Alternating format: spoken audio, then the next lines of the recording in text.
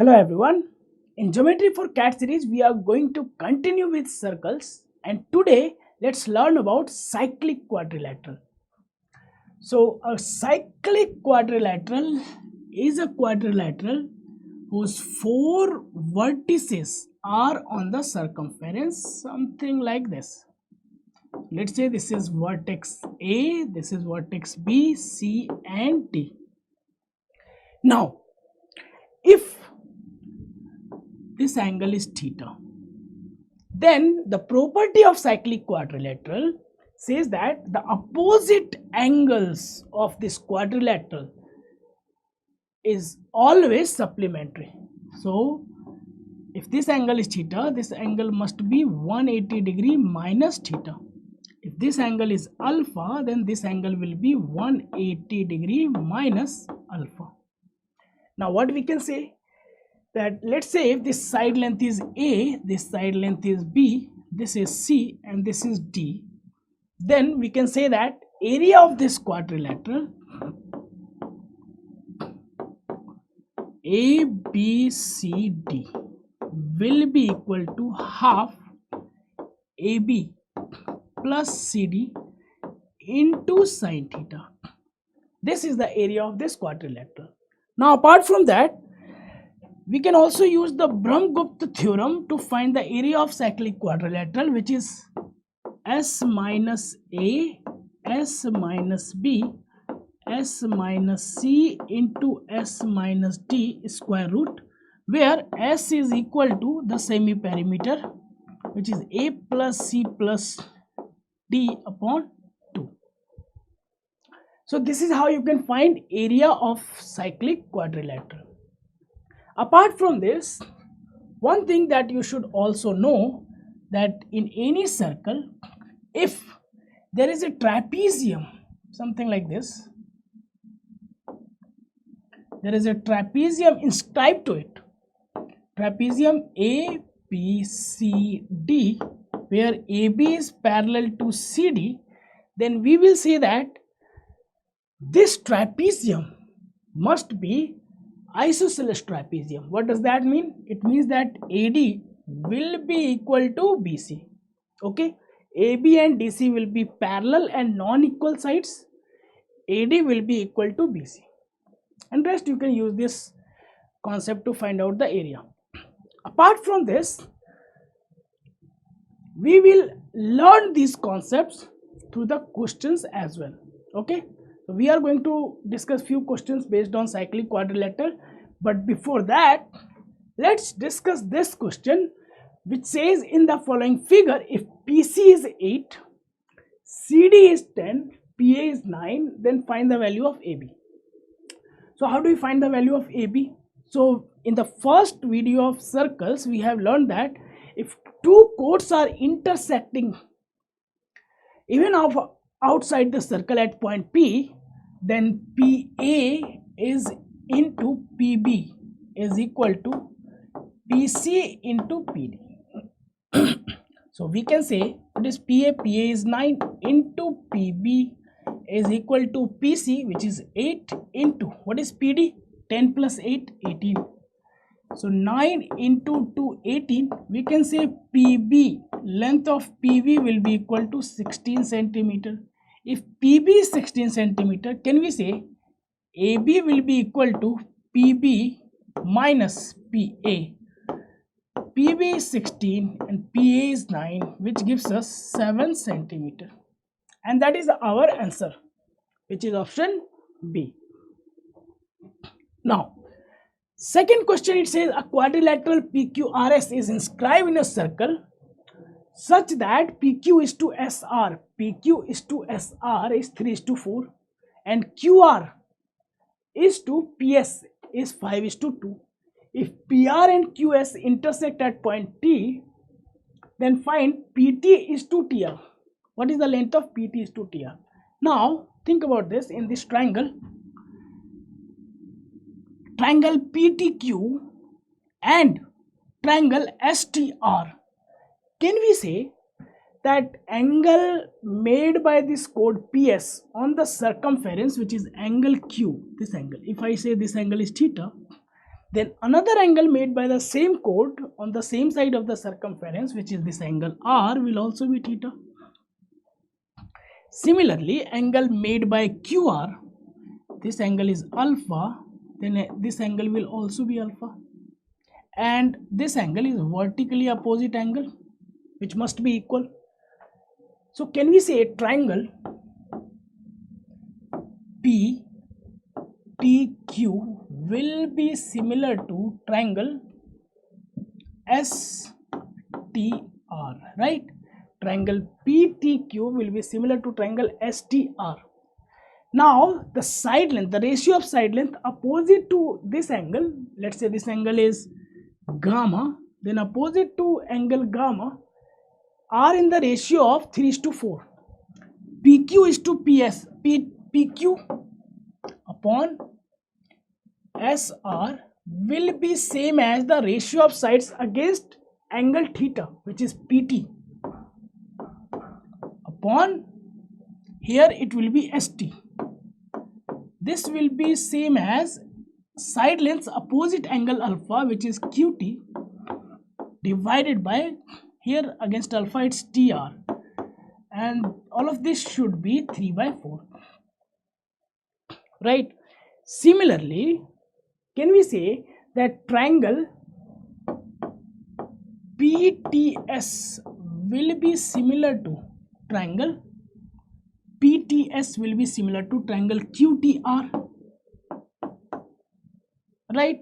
And in that case we can say that QR upon PS will be equal to QR upon PS will be equal to PT upon TQ, PT upon TQ, which will be also equal to ST upon TR, ST upon TR, and this will be equal to 5/2, right? Now what do we want? What do we want is PT upon TR, PT upon TR. Now think, where do we have PT? We have PT here, right? So we can write it as PT upon ST into ST upon TR.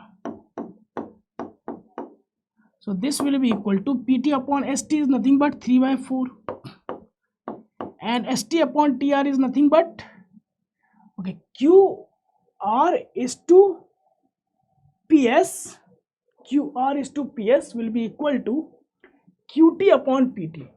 My mistake, this should be QT upon PT, QT upon PT, and this will be TR upon PT. So TR upon PT is equal to 5/2. So here I can write TR upon ST. This should be TR upon ST, not PT.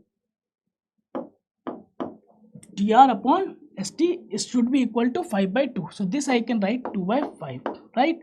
So in that case, this 2 cancelled out. We get the ratio as 3:10. And so our answer is option B. The amazing use of the concept which says the angle made by the same chord on the circumference are always equal. Next question, it says ABCD is a cyclic quadrilateral such that AB is equal to 9 cm, BC is equal to 3 cm, CD is equal to 11 cm, and AD is equal to 7 cm. So how do we find the area of this quadrilateral ABCD? So what do we know? Using Brahmagupta's theorem, we can say that area of a cyclic quadrilateral ABCD is equal to square root of S minus A into S minus B into S minus C into S minus D.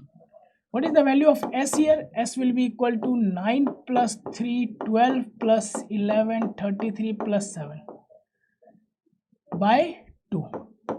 So this is equal to 18 plus 12. This is equal to 15 centimeter, or just 15. Let's take. So 15 centimeter.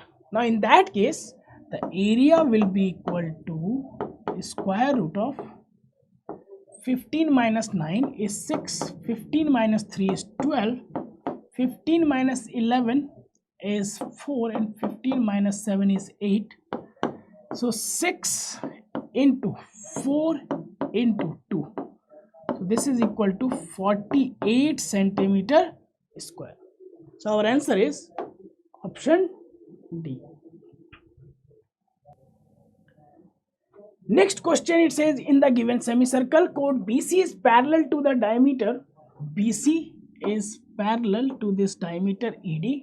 Further, AB is equal to 12, AD is equal to 20. What is the length of BC? We need to find the length of BC. Now what do we know? That if I extend this circle something like this, okay, can you see ABCD is nothing but a cyclic quadrilateral? And we have just learned this, that if there is a trapezium in a circle, inscribed in a circle, means a cyclic quadrilateral is a trapezium, it must be an isosceles trapezium. What does that mean? It means that AB is equal to CD. So if AB is given 12, CD will also be 12. Now if I draw perpendiculars between these two parallel sides, these two parallel lines BC and AD, let's say this is E and this is F. Can I say BEFC will be a rectangle? Why it will be a rectangle? Because B will be equal to CF. Both of them are perpendicular on the same line. So these two will be parallel as well. So that makes it BCEF a trapezium, a rectangle. So in that case we can say EF will be equal to BC. So somehow if we are able to find the length of EF, we should be able to find the length of BC, because both of them will be same. Now in case of this quadrilateral, AB is given which is 12 centimeter, AD is given which is 20 centimeter. Can I say if I join BC,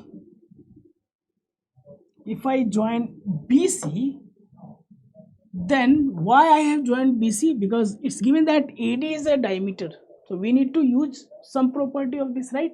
So if AD is the diameter, then angle made by this AD on the circumference will be 90 degree. So triangle ABD is 90 degree. AD is 20, AB is 12. Can we say BD will be equal to 16 centimeter using the Pythagoras theorem? And we can find out the length of BE. How do we find the length of BE?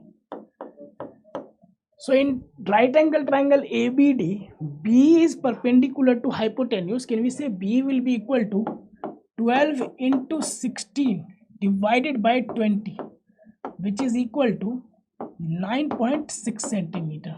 Okay, how do we get this relation? Area of the triangle. Area of this right angle triangle will be half into AB into BD, which is also equal to half into AD into B. Comparing those, you get this relation. So we got B is equal to 9.6. Now can I say A? How can I find A? So triangle ABE is also right angle triangle.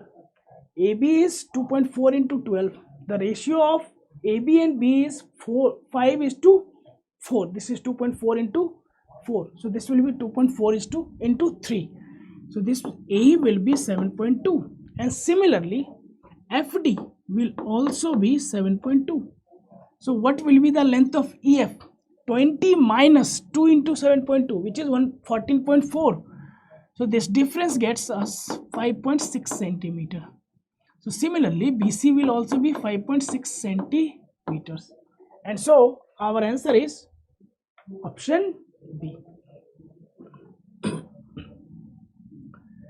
Now, next question, it says in the given figure, radius of the bigger semicircle is 28 centimeter. This bigger semicircle radius is 28 centimeter. So this diameter will be 28 into 2, which is equal to 56 centimeter. Then find the radius of the circle. This circle, there is only one circle visible, so we need to find the radius of this circle. Now these are again 4 semicircles, right? So can we say if d plus d plus d plus d, 4d is equal to 56, each diameter will be 14 centimeter, or radius of this circle will be 7 centimeter. This must be 7 centimeter, right? Now whenever you get situation like this, a circle inside another circle or multiple circle, you need to find something. Try this idea, try to join their centers. So the center of this bigger circle is here and the center of this circle will be here, right? And again this length will be radius r, and let's say this point is A, this point is O, and if I join these two, this will be like this. This length is 7, this length is R, this is B, this is D. BD will be our radius 7, DA will be radius R, OA will be, this whole radius is 28, so this will be 28 minus R. So now you can use the Pythagoras theorem very easily here. Can we say 7 plus R whole square is equal to 7 square plus 28 minus R whole square, right? So from there, if I break this, this will be 49 plus 14R plus R square is equal to 49 plus 28 square is 784, right? So 784 minus 56R plus R square. Now in that case we can cancel out few terms, which is 49 cancelled out, R square cancelled out, or we can say that 70R is equal to 784, and if we divide it by 7, what do we get? We get R is equal to 784 divided by 70, 7 times 10, 7 times 112. So we get R is equal to 11.2 centimeter, and that is our answer, which is option C. Okay, so just join the centers. Remember this line, join the centers, and you will get your answer. Okay. So with that, we are done with this session. Thank you.